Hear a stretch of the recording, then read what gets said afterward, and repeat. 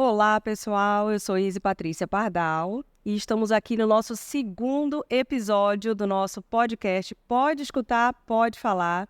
E hoje eu quero falar um pouquinho para você que ainda não conhece do podcast Pode Escutar, Pode Falar. Ele existiu justamente de uma necessidade que nós encontramos de fomentar mais sobre o assunto do desenvolvimento infantil, principalmente no que diz respeito ao desenvolvimento de audição e fala e linguagem. Além disso, todo o universo infantil e de reabilitação auditiva nós abordaremos aqui no nosso podcast também. E nesse segundo episódio especial, ninguém mais, ninguém menos do que minha querida amiga Raquel Moço, dividindo essa mesa, essa noite aqui comigo. E é muito especial para mim, porque Raquel, ela vai contar um pouquinho da história dela para vocês, mas a Raquel ela tem uma vasta experiência em avaliação auditiva infantil e ela vai dividir com a gente um pouquinho não só dessa experiência, mas de toda a expertise profissional. Então, você que é fono, que trabalha na área, não pode perder esse podcast, porque ele vai estar recheado de informações importantes. Então, seja muito bem-vinda, Raquel. Obrigada por você estar aqui. Você que não é só fonoaudiólogo, especialista em reabilitação auditiva, especialista em audiologia, mas você é a representante da Associação Brasileira de Audiologia aqui na região norte. Então, assim, muitíssimo obrigada por ter aceito o convite, obrigada por estar aqui com a gente. Oi, boa noite. Izzy, muito obrigada pelo convite. Eu estou muito feliz de estar aqui. Você sabe que você é uma fonoaudióloga que eu admiro muito. A gente troca muito, né, informações. E estou muito feliz de ver o seu projeto. Eu espero que ele seja muito próspero, porque vai trazer muita informação para muitas famílias, muitos profissionais.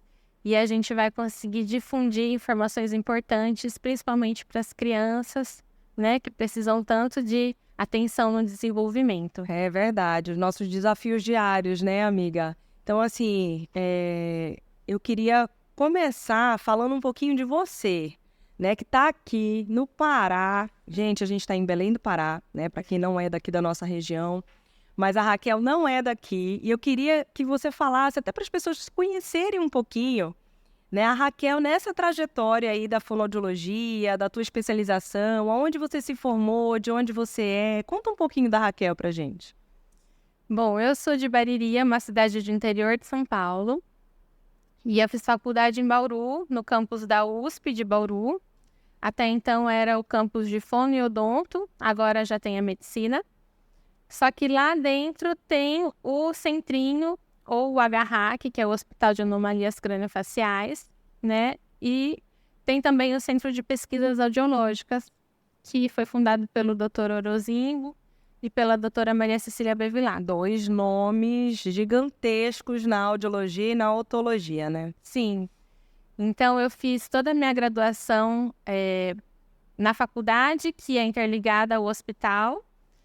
Depois, eu prestei para residência multiprofissional em saúde auditiva. E aí, na residência, eu fiquei 2 anos, 1 ano fixa no diagnóstico infantil, pré-implante. Na verdade, diagnóstico pré-implante tinha adultos, mas o grande público era infantil. Legal. E aí, depois, eu passei na área de reabilitação, na área do pós-implante mesmo, os mapeamentos, né, na área de aparelhos. Já tinha feito um pouco na graduação, mas lá foi muito mais. E aí, depois, eu ainda fiz mais um aprimoramento em implante coclear. Depois eu vim para cá, para o Pará. Por quê, hein, Raquel? O que te trouxe pra cá? Meu atual marido é paraense, a gente se conheceu na residência. Dá um beijo, doutor Diego. Ele é otorrino, foi fazer o fellow lá em Bauru e nós nos conhecemos. Aí eu vim, trabalhei muito tempo com reabilitação auditiva, terapia de reabilitação auditiva, né? E aí nós fundamos a clínica. O nome da clínica? Clínica Otorrisos. Lá que você atende, né? E o doutor Diego atende também, legal. Também.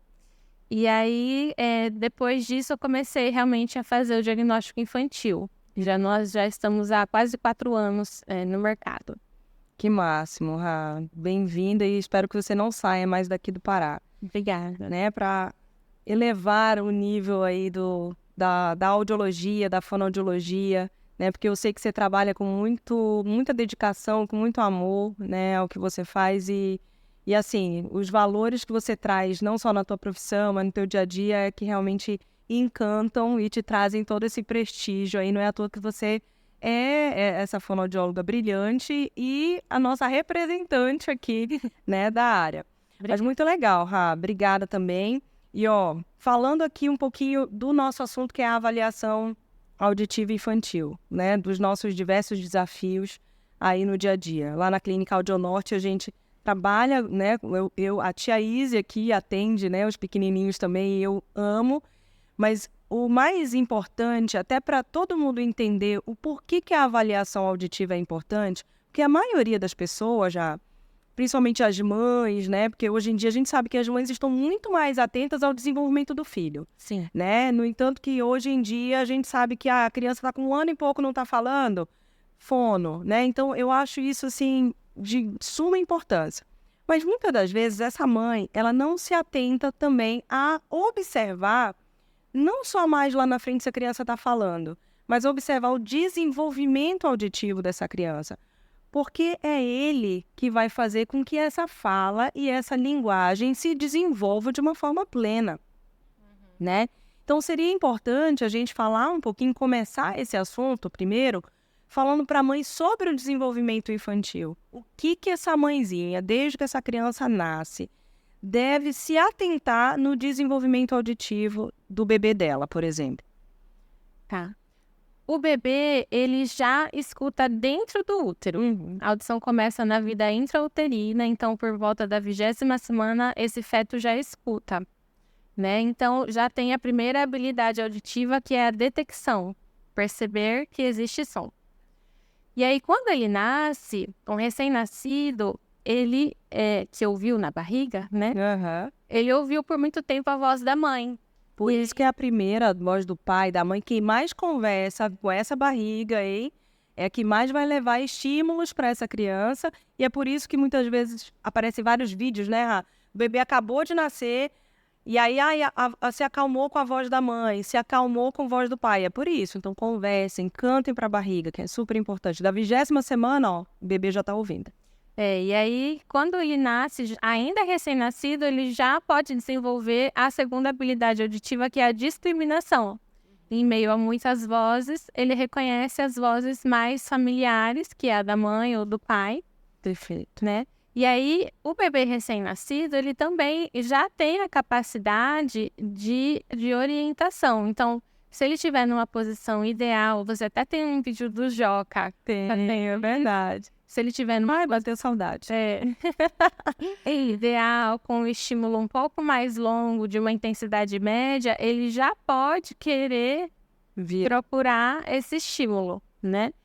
E aí, esse reflexo vai desaparecendo e começam as habilidades mesmo. Então, de 4 a 7 meses, esse bebê ele tem que localizar o som para os lados, tá?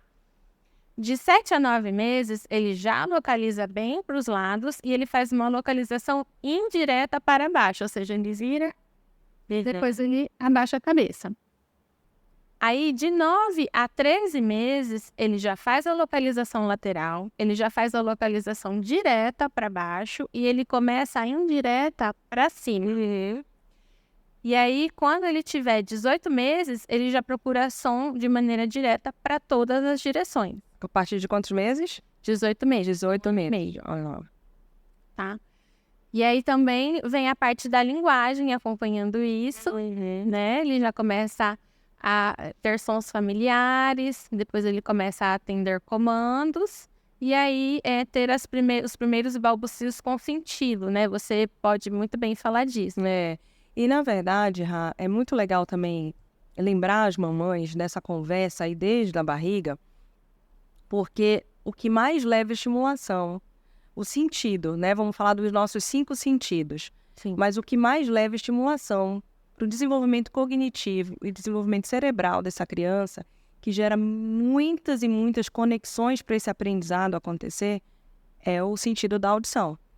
Então, quanto mais estímulos você traz, né, para ele, essa conversa, depois que nascer, a conversa continuar com ele, cantar, leia livros, né? Se você quer que o seu bebê fale, fale com ele, Com certeza. né? Então, quanto mais ele te ouvir falando, mais estímulos ele vai ter. Ah, mas o bebê novinho não compreende. Quem disse? Compreendo. Compreende, vai conversando, vai falando. Ah, o bebê vai tomar banho. Vamos tomar banho agora, vamos tirar a roupinha, vamos colocar aqui no bracinho, vamos tirar do bracinho, né? O pé, cadê o pé? Então, quanto mais informações você for trazendo para esse bebê, o aprendizado dele acontece de uma forma mais eficaz, né? Esse desenvolvimento cognitivo, e lá na frente para a gente esperar para que essa fala, que é a cereja do bolo, aconteça, a gente precisa ter dado muitos estímulos, né, para que realmente a linguagem primeiro se desenvolva e lá no futuro, quando ele tiver um acervo ali, né, e uma produção, né, oral ali para realmente vir o ato motor que é a fala, ele já tenha esse acervo ali dentro do cérebro dele já em memória e em aprendizado. Então tá aí a importância. Agora, nesse desenvolvimento auditivo, ele não é tão diferente do desenvolvimento da linguagem em si. Então, quando você conversa com o bebê, você espera que ele te olhe, né? Depois, lá dos 2 meses, já vai vir os sorrisos, né? Não vai ser mais reflexo. Então, os sorrisos, as gracinhas, os gritinhos. 6 meses, isso já vai acontecer de uma forma espontânea da criança, né? E não só de ato reflexo novamente, mas de uma forma espontânea, em resposta. E falando em vídeo, você também tem um vídeo lindo da Clarissa já conversando com você. Inclusive, você fala, dá a pausa, ela faz o gritinho, ela dá a pausa, você fala. Essa troca de turno é importantíssima para não só para o estímulo auditivo, porque você dá o silêncio, porque a criança precisa do silêncio também, para que ela também sinta vontade de emitir algum som. E isso é uma resposta importantíssima dela, né? Então, quando você estiver conversando, dê espaço para que a criança tente te responder da maneira dela, mesmo que ela ainda não fale o vocabulário extenso, mas ela vai tentar te responder, nem que seja com gestos, com olhar, com sorriso, mas o que precisa existir é essa troca de turno. Eu falo, eu espero, eu dou a chance da criança te responder, ela responde, qualquer coisa que ela emitir vai ser uma resposta, pega aquilo como resposta e interage com ela.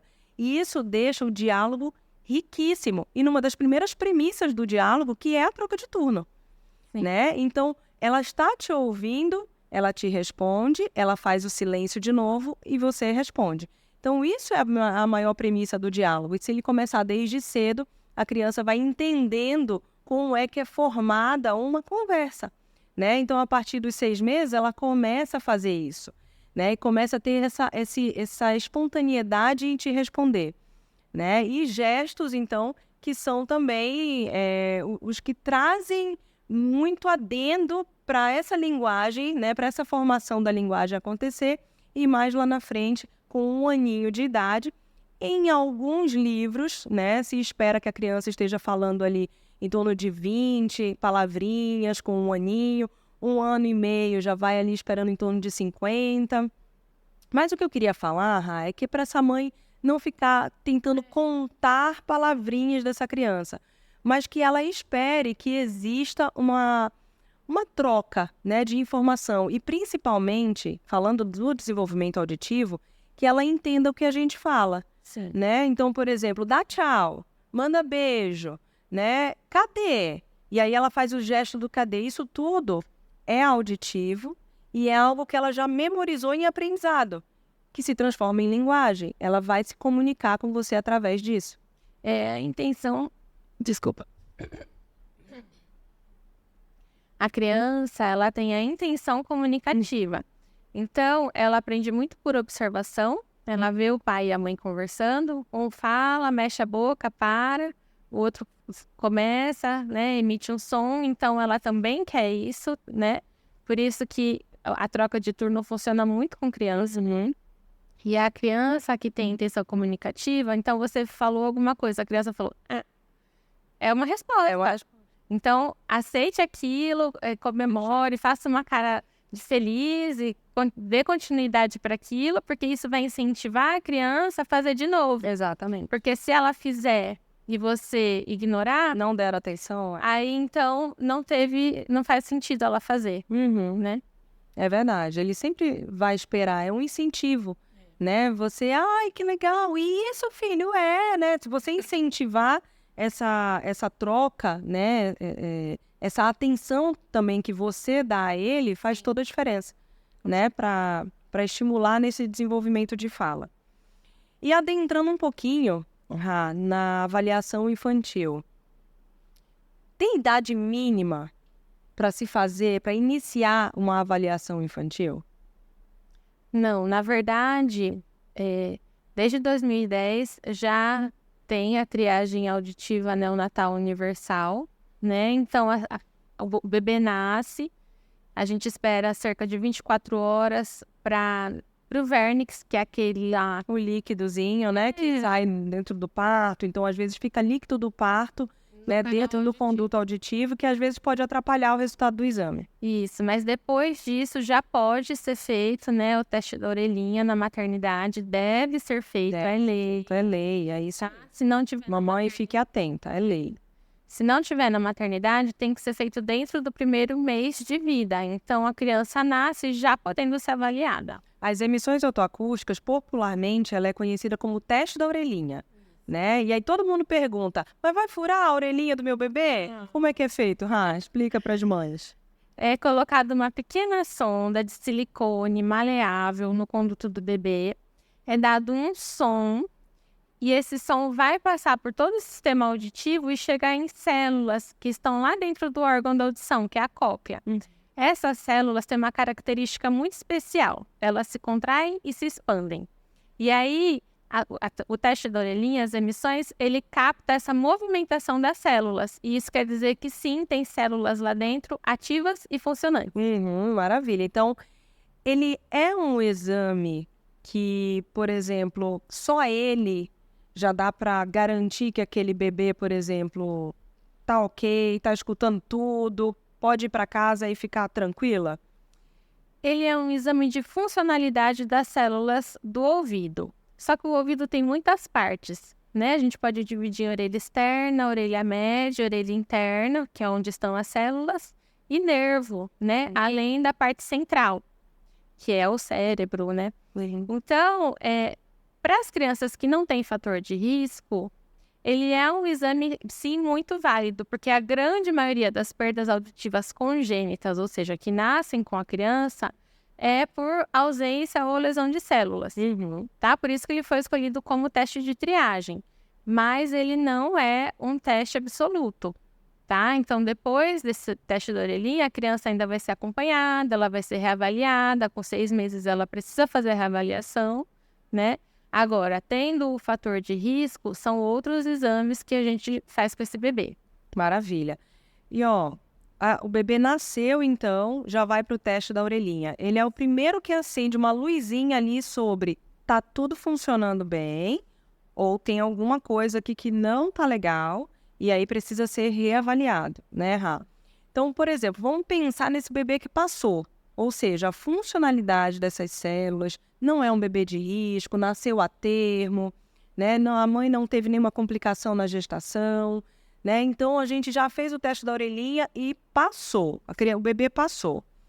O que essa mãe precisa fazer é observar justamente essas fases do desenvolvimento que a gente falou, né? O que esperar dessas fases do desenvolvimento auditivo e se alguma coisa te chamar a atenção, busque o pediatra, o médico otorrinolaringologista, para fazer o pedido da avaliação auditiva mais completa. Agora, vamos falar um pouquinho sobre o bebê que não passa nesse teste. Por algum motivo, esse bebê não passou, que pode ser inclusive o líquido, né, que estava ali do parto, ainda o resto do parto ainda dentro do conduto auditivo, que atrapalhou a passagem aí, né, do sonzinho que é emitido pela sondinha. E aí, se ele não passou, o que a mãe tem que fazer? Então, esse teste, como eu disse, ele tem que ser feito dentro do primeiro mês de vida. O ideal é que ele seja feito nos primeiros 15 dias, porque se o bebê não passar, pode ser ainda um líquido, um vernix, que é essa cerinha, né, do bebê. E aí tem direito a um reteste. Então, não passou, aí retesta dentro desse um mês, né, para ver se vai passar. Se deu positivo, essa família é orientada e aí vai só fazer o acompanhamento normalmente. Agora, não passou nem no teste e nem no reteste. Não é para retestar de novo. Essa criança vai para diagnóstico. Perfeito. Porque às vezes tem mães que podem... vai fazer o teste da orelhinha, aí falhou. Faz o reteste, falhou de novo. Espera mais não sei quanto tempo para fazer o reteste. Não. Aí a gente precisa realmente adentrar no que a gente vai falar um pouquinho agora, né? Quais são os outros exames que se faz numa avaliação auditiva completa. Mas antes disso, eu queria falar para você já ativar aí o sininho. Muito youtuber, né, gente? Já ativar o sininho da notificação, se inscreve no canal, vem muita coisa boa por aí. Você que é mamãe, fonoaudióloga, pediatra, neuropediatra, otorrinolaringologistas, mães, enfim, todo mundo que ama o assunto de desenvolvimento infantil, vem muita coisa boa. E é por isso também que eu quero saber de você, o que você quer ver por aqui, tá? Então, já vai fazendo isso aí pra gente, escreve, interage, estamos aqui querendo ouvir vocês também, tá? Então, vamos lá. Agora, vamos entrar um pouquinho, né, no assunto de o que é uma avaliação auditiva completa. Porque a gente falou que as emissões otoacústicas, ele é o nosso primeiro alerta, que é o teste da orelhinha. Ele é o primeiro alerta. O bebê não passou, nós precisamos fazer uma avaliação auditiva mais completa, né? E até quando, por exemplo, o bebê passou no teste da orelhinha, mas lá na frente a mãe descobriu que a criança não está falando como deveria, o esperado para a idade, tem ali um atraso de fala associado, né? E ela quer fazer uma avaliação auditiva, até porque se todo mundo, até os profissionais da área da saúde, né, entendessem a importância do desenvolvimento pleno da audição do bebê, para que o desenvolvimento de fala e linguagem aconteçam da melhor forma possível, esse bebê seria indicado sempre para avaliação auditiva. Porque, às vezes, perde-se um tempo grande e precioso do desenvolvimento dessa criança ali, fazendo terapia, né? Iniciou, porque tem que iniciar a terapia mesmo, mas o que a gente não pode deixar é a avaliação auditiva para trás, porque ela altera comportamento, ela altera o aprendizado da criança, ela altera completamente a interação da criança com o outro. Como é que ele vai interagir se ele não está te ouvindo? Ele não vai ter a reciprocidade, ele não vai entender essa troca de turno, esse diálogo que a gente falou tanto, né? Então é importantíssimo que, se há alguma alteração de comportamento, alguma alteração de fala e linguagem, que essa criança seja encaminhada para fazer a avaliação auditiva. Então vamos falar um pouquinho do que é a avaliação auditiva, quais são os exames que compõem uma avaliação auditiva infantil, A primeira coisa, quando uma criança chega para mim, eu pergunto para a família, principalmente para a mãe, para o pai, quem fica muito: o que você acha? Você acha que ele escuta? Perfeito, Porque são as pessoas que ficam com essa criança o tempo todo. Conhecem, né? Então, eu tenho relatos de mães que falam assim: eu tenho certeza que ele escuta, porque às vezes ele está dormindo e aí eu tropecei e ele acordou. Ou então tem mães que falam assim: eu acho que ele não escuta porque a gente tem um cachorro, se o cachorro latir do lado dele, ele não acorda. Teve uma mãezinha que eu nunca esqueço, ela falou: eu tava tão desesperada um dia que eu peguei uma tampa de panela, eu joguei no chão e ele nem se mexeu. Então, essa família observa muito esse bebê, e aí eu pego o primeiro relato dessa família, né? E aí a gente tem vários exames que a gente vai aplicar no bebê muito pequenininho. Os nossos maiores resultados, os melhores resultados mais confiáveis são dos testes objetivos, ou seja, das estruturas da orelha que respondem sem aquela criança me falar: estou ouvindo, não estou, né? Eu estimulo algumas estruturas da orelha e elas me respondem, mas eu também preciso fazer a avaliação comportamental. Sim. Eu preciso ver se essa criança reage a determinados sons, né? Para juntar o quebra-cabeça e fazer o diagnóstico. É um grande quebra-cabeça, né? O maior desafio, né, da gente se chegar num diagnóstico preciso é a gente conseguir montar esse quebra-cabeça, né, Rá? E assim, os exames objetivos é aqueles que não dependem da resposta da criança, né? Que os equipamentos conseguem, de uma forma, mostrar para a gente como está o funcionamento daquela orelha, né? E a partir de quantos meses, qual é a idade, Rá, ideal para se fazer a avaliação comportamental? A comportamental mesmo, né, a clássica, é quando a criança já tem pelo menos o controle cervical. Ou seja, já esteja sentando, né, para Esteja fazer sentando. a localização. Mas a gente consegue fazer a observação também no bebê, né? Esqueci o que eu ia falar. Da avaliação? Da avaliação Comportamental. comportamental. E aí a gente, então, faz sons, né? Essa avaliação, ela geralmente é feita com 2 profissionais, quando é possível, né?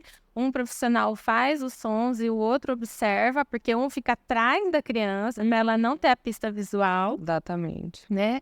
Só mesmo para ela responder para o som, e o profissional da frente observa essas respostas. Então, sempre que o som foi feito do lado esquerdo, ela procurou. Ela virou os olhos. Do lado direito, ela demorou mais, ela só parou de sugar a chupeta, mas não deu tanta atenção, ou então não, ela procurou dos 2 lados iguais, né? A gente vai observando esse comportamento dela. E mamães, tem todo um critério, né, dessa avaliação. E é muito legal ter 2 avaliadoras, mesmo quando é uma criança menor de 2 anos de idade. Justamente porque são várias pistas que a criança nos dá se está ouvindo ou não, né? Como essa, por exemplo, de procurar. Às vezes a mãe fica esperando a criança realmente virar a cabeça para um lado, virar a cabeça para o outro. E aí quando a gente fala assim, olha, eu acho que ela ouviu. Ela fala, mas onde que você acha que ela ouviu? Né? Porque ela dá pistas, né? Ou ela pisca, ou ela para a atividade que ela está ali fazendo no momento. Se ela tiver de chupetinha na boca, ela para a sucção. Se estiver mamando, muitas vezes ela para a sucção para procurar, prestar atenção, o que é aquele barulho diferente do que ela estava ouvindo, né? Então, tem várias pistas que a gente pode ir avaliando ali essa criança, mas é um desafio, né? E nem sempre a gente consegue estar em 2 fonos que atendam criança, né? Sim. Mas aí, em casos que a gente, os exames não estão dando tão bons, quando a gente vai fazendo o quebra-cabeça e vai dando tudo bem, né? A gente fica mais tranquilo. Com certeza. Agora, quando a gente tem resultados que não estão legais, aí realmente a gente tem que fazer uma força-tarefa, né? Chamar a colega. Lá na Audionorte tem a Ju, já chamei a Raquel, já fui com a Raquel também. A Izzy, né? Eu sempre, a gente realmente, dois olhares, né, numa mesma situação ali se complementam, né? E é importantíssimo. E aí, então, nós temos o teste da orelhinha, a avaliação comportamental, e aí nós temos também a audiometria tonal e infantil condicionada. Muita gente me pergunta, mas como é que vocês fazem a audiometria numa criança, gente? Porque para um adulto, a audiometria tonal num adulto, gente, a gente coloca fone de ouvido, né? O que muitas vezes até a criança não permite, a gente fica trabalhando ali esse condicionamento de conseguir colocar o fone de ouvido nela. Mas aí a gente coloca o fone, a gente dá um estímulo sonoro, que a gente fala assim, olha, você vai ouvir um apito, quando você ouvir o apito, você aperta nesse botão, ou em alguns lugares ainda levante a mão, né? Então, assim, como que a gente vai avaliar? Todo mundo me pergunta, como é que vocês fazem essa audiometria em criança? E existem algumas técnicas, né, Rá? Um dos outros desafios da avaliação auditiva é condicionar essa criança. Bora falar um pouquinho sobre essa técnica de condicionamento. Como é que a gente condiciona uma criança para nos responder numa audiometria, por exemplo? Então, a partir de 6 meses de idade, a gente já consegue fazer uma audiometria nessa criança, tá? É uma audiometria de reforço visual. Então, essa criança vai ficar com fone.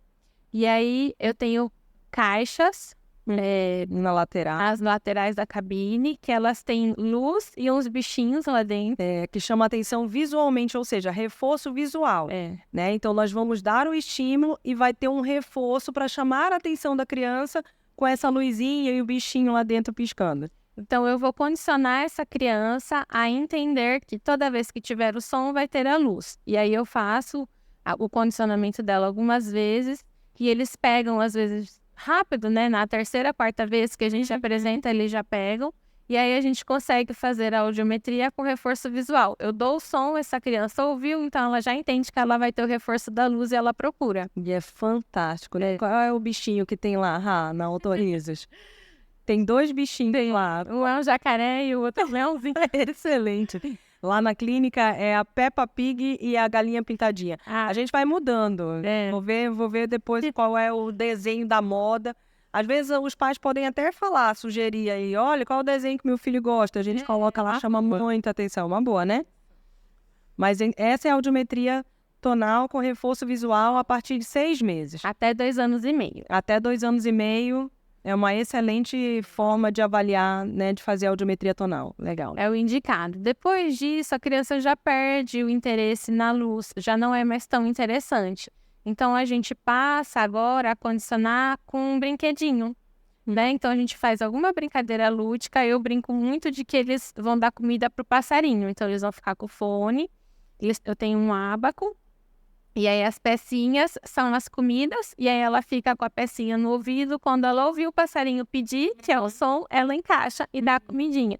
E aí, essa resposta dela me faz entender que ela ouviu e eu vou fazendo a audiometria assim. E a gente vai condicionando. E, mães, às vezes a gente não consegue uma sessão, Não. né? Às vezes a gente precisa de mais sessões, principalmente se é a avaliação auditiva completa, Sim. né? Então a gente não vai conseguir muitas vezes só em uma sessão, a gente vai agendar em 2, às vezes 3 sessões, até a gente montar esse quebra-cabeça. O importante é a gente se chegar num denominador comum para realmente fazer um bom relatório, né, e um diagnóstico do diagnóstico audiológico dessa avaliação.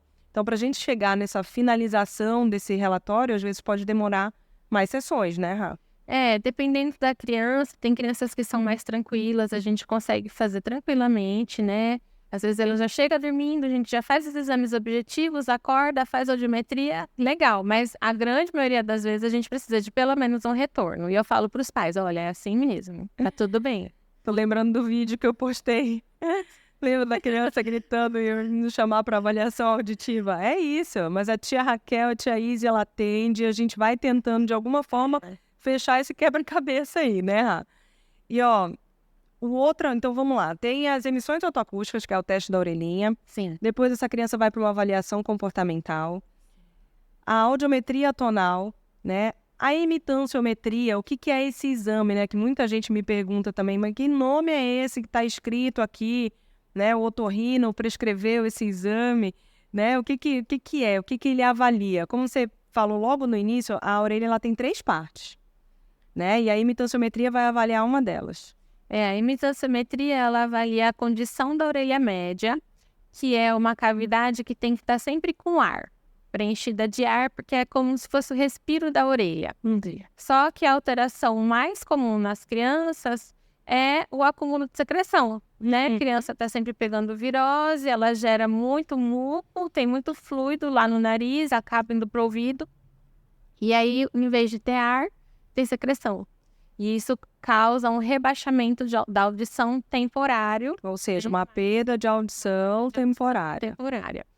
Então, a gente avalia a condição dessa orelha média e, junto com a imitanciometria, a gente faz a pesquisa dos reflexos acústicos, que é também uma maneira de avaliar a audição e o nervo auditivo. Perfeito, já tem uma ideia ali.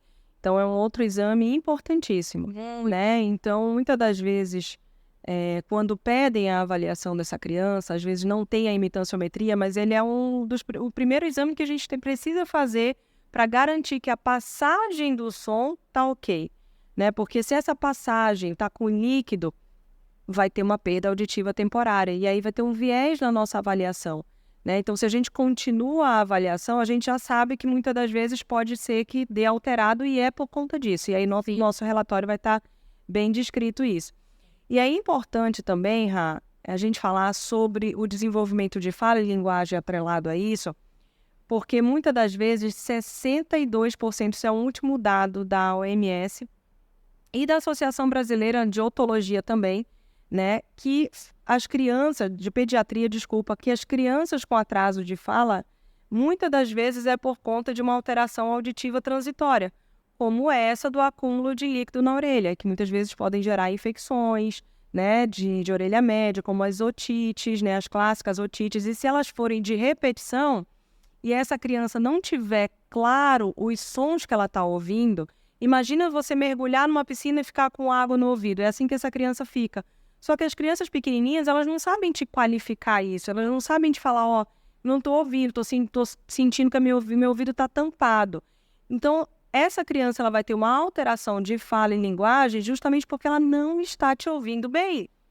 E ela pode ter até uma irritabilidade maior, uma alteração de comportamento, né? Porque ela está irritada com algo fisiológico ali, né? Ela não está conseguindo ouvir, está tampado o ouvido dela, e isso gera uma irritabilidade maior na criança também. Então, está aí mais uma necessidade da avaliação audiológica. Se é uma criança que principalmente fica gripadinha o tempo todo, parece que está sempre, né, com secreção, com catarro. Se é uma criança que não dorme direito, é mais agitada. Se é uma criança que, por exemplo, está sempre... parece que está com rinite, com alergia, com gripe, né? Muitas das vezes ela também fica com uma secreçãozinha no ouvido. Então, por favor, pediatras e otorrinolaringologistas sejam procurados o quanto antes. E com certeza eles encaminharão para a nossa avaliação auditiva também, né? Eu tenho uma filha de 3 anos e aí ela teve otite. E foi muito claro para mim quando ela estava com otite. Eu descobri pelo comportamento dela. Ela é uma criança que ela já falava, ela já tinha alguns fonemas instalados. Então, ela falava bem o P, falava o B, né? E aí, a fala dela começou a ficar uma fala tatati, tatatota. Ela ficou inespecífica. Olha como... Ela perdeu a especificidade da fala. E eu falei assim, ela não tá ouvindo bem. Fui ver, tava com otite. Ou então, gaguejam, eles começam a gaguejar também. É aquela criança que começa a falar, o quê? Que, mamãe? Tem uma Você desatenção, falou né? comigo, né?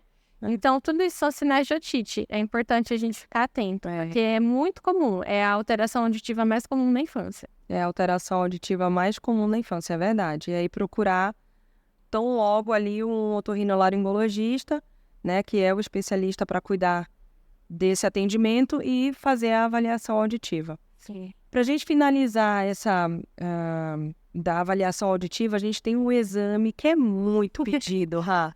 Não só por otorrinos, mas por pediatras e neuropediatras também, que é o famoso BERA ou PEAT, né? Que a sigla em inglês é o BERA e a sigla em português o PEAT, que é o potencial evocado auditivo de tronco encefálico. Meu Deus, o que é isso, né? Então, bora começar explicando para as mães, que muitas vezes têm esse pedido, né, ali para a realização de um BERA, o que é o BERA e o que ele avalia, Rá? Tá. O BERA, ele é um exame que avalia a função do nervo auditivo desse paciente.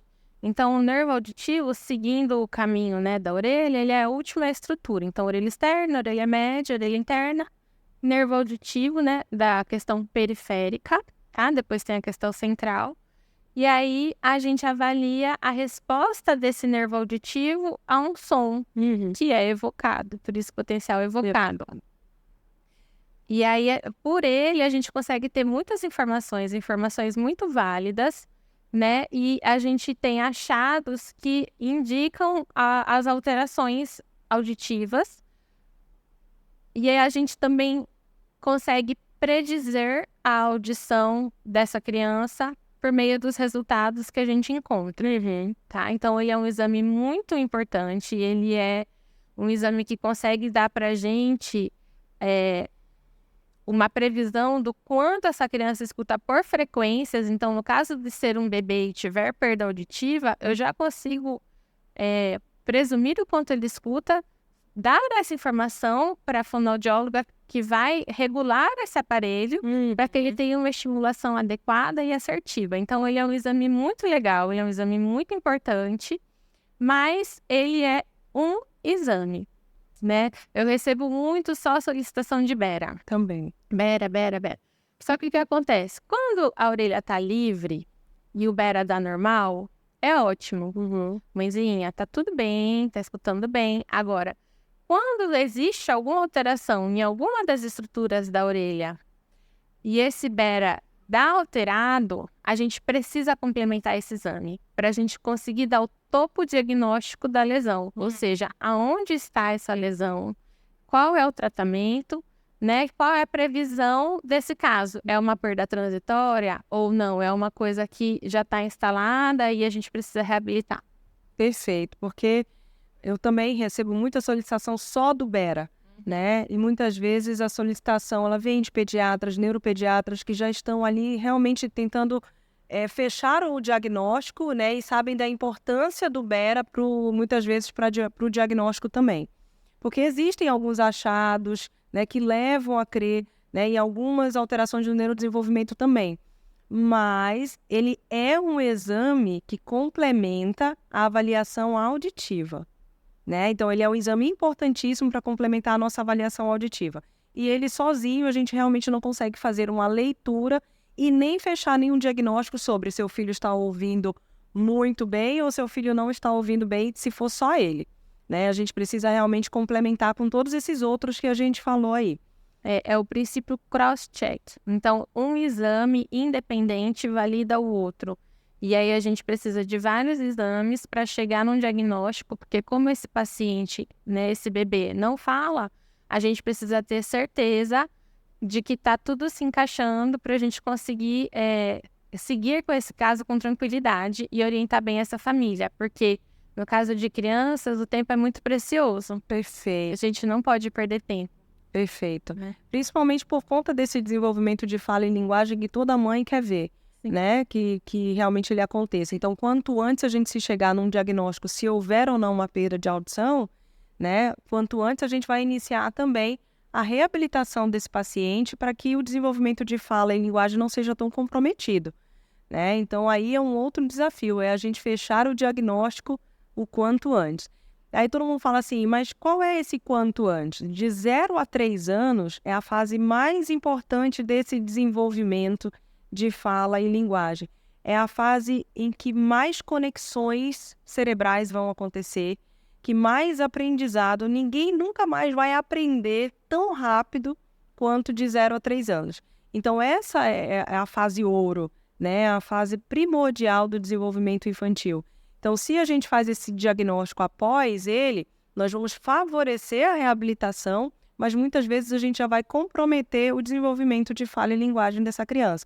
Então, por isso que é muito importante a gente ficar atento desde o nascimento do bebê para iniciar a avaliação auditiva com o teste da orelhinha. Antigamente se falava 1, 3, 6. Então, 1 mês triagem, até o 3º mês diagnóstico, e até o 6º mês, reabilitação. Hoje em dia, eles falam 1, 2, 3. Então, 1º mês, triagem, 2º mês, diagnóstico e o 3º mês, se necessário, já reabilitação. Exatamente. E é importante também que o último dado sobre perda de audição em bebês, né, sobre nascidos com uma alteração auditiva, é a cada 1000 bebês, 5, né, podem ter a perda de audição, ou seja, não é um dado pequeno, né? Então, é importantíssimo a mãe já exigir o teste da orelhinha ali no nascimento. Como é feito o Bera? Pode fazer acordado? Todo mundo pergunta. Pode fazer acordado? Por que a criança tem que estar dormindo, Rá? O Bera, ele é um exame que a gente vê o nervo auditivo. Então, a gente tem 2 nervos auditivos, né? Um de cada lado. E ele fica aqui nessa região onde ele está dentro de um osso. E a gente vai tentar captar a resposta desse nervo. Então, eu vou limpar a pele desse bebê, dessa criança. Eu vou colar 4 eletrodos, 2 na testa, um atrás de cada orelha. E eu tenho regiões que têm muita musculatura. O pescoço é uma região com muita musculatura, a face, né? E esse artefato muscular, né, da contração da musculatura, sobrepõe a resposta que eu estou tentando evocar. Então, o meu Bera fica um Bera ruidoso, ele fica um exame que as ondas não se encontram, porque é como se eu tirasse uma fotografia, né? O som vai passando e eu vou vendo ele passando pelas estruturas, isso vai formando ondas, e eu preciso que uma onda esteja em cima da outra para eu falar, olha, isso daqui realmente é a resposta. E aí, quando a criança está acordada e é uma criança maiorzinha, né, às vezes o exame fica meio ruidoso. E o bebê, como é que você fala para um bebê? Olha, não pode falar e não chora, tá? Fica bem quietinho. Então, realmente tem que ser dormindo, porque aí ele vai estar bem relaxado, não vai ficar tendo essa contração dos músculos, eu não vou ter tanto artefato, né? Sim. E eu vou conseguir ter uma resposta bem confiável. Perfeito. Então, por isso que a orientação é sempre que a criança esteja dormindo. Raquel, mas tem criança que não dorme, de jeito nenhum. E aí, tem solução? Como é que faz quando a criança não dorme e a gente precisa realizar o Bera? A gente tem visto um aumento enorme de casos de autistas, né, de autismo, e aí tem que ser feita a avaliação periférica dessa criança, e uma das avaliações é a avaliação auditiva, e eles têm uma alteração sensorial também dentro do quadro. Então, às vezes, eles até chegam dormindo, só que quando a gente vai fazer o preparo do exame, eles acordam. Limpar, né, fazer uma limpezinha nos locais onde vai ser colocados os eletrodos, e aí só nisso acorda. Acorda. E aí, a gente tenta, o máximo possível, não sedar a criança. A gente tenta muito em sono natural. Mas a gente também tem que pensar na questão tempo. Eu não posso ficar demorando muito para fazer esse exame, porque a gente tem pressa para saber se ele está escutando. E aí a solução para esses casos é o Bera com sedação, que é realizado, né, em centro cirúrgico. Essa criança vai ser sedada pelo anestesista, vai ter todo um acompanhamento. O exame é realizado, é feito todos os exames possíveis e imagináveis para a gente não ter que fazer essa criança voltar para essa avaliação. Ela vai sair de lá diagnosticada, já pronta para o próximo passo, né? Porque a gente tem casos de crianças que ficam, às vezes, 3, 4 meses, porque não conseguiu da primeira vez, aí a mãe tem um retorno, mas a mãe falta naquele retorno, aí ele adoece, e aí quando a gente vai ver, já tem 3 ou 4 meses da primeira consulta, e isso é muito tempo. Olha o tempo precioso que a gente falou que não pode perder, né? Então, a alternativa que a gente tem é a sedação. Perfeito. E que bom, e você faz, né, Rá? Estamos fazendo outro diagnóstico por sedação. Maravilhoso.